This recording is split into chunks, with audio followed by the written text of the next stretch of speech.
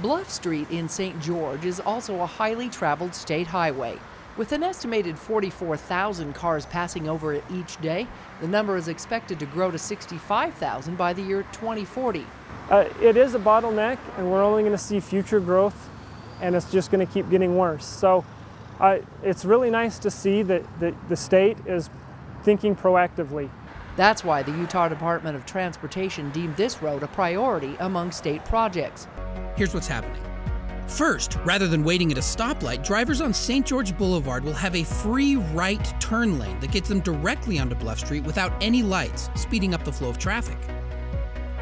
Second, UDOT will widen Bluff Street along West Black Ridge, adding extra lanes for vehicles and creating more space for bicycles.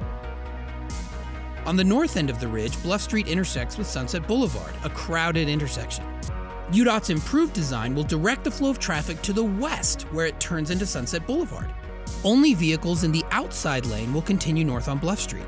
We're going to have it so pedestrian access should be available.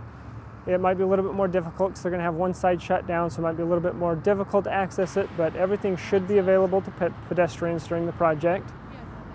We are going down to a 3-lane roadway, which will be 1 lane in each direction and a center turn lane for left turn movements, so businesses will be able to be accessed during construction. Access by businesses has been deemed the #1 priority for this project. We want to be business friendly. We understand that this is a big area of economic for the city.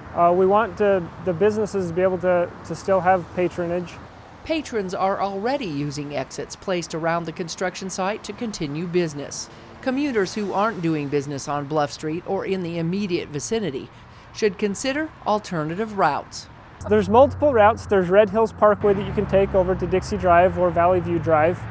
If you're trying to get across St. George, there's 100 South and 700 South that you can turn off before you get here. There's going to be additional delays, but we're hoping that in the end it's going to be a lot better product and it'll be great for years to come. As the roadway slowly transforms, drivers are asked to drive with caution around manholes and especially near pedestrian crossings and parking lots. Over the next 313 days, crews will work between 7:30 to 5 p.m. Monday through Friday, with some Saturday work shifts as conditions permit. Safety is also a high priority on the Bluff Street Corridor project. Please obey the signs. It flows a lot better when everybody is courteous and follows the traffic control. In St. George, Melissa Anderson, CEC News.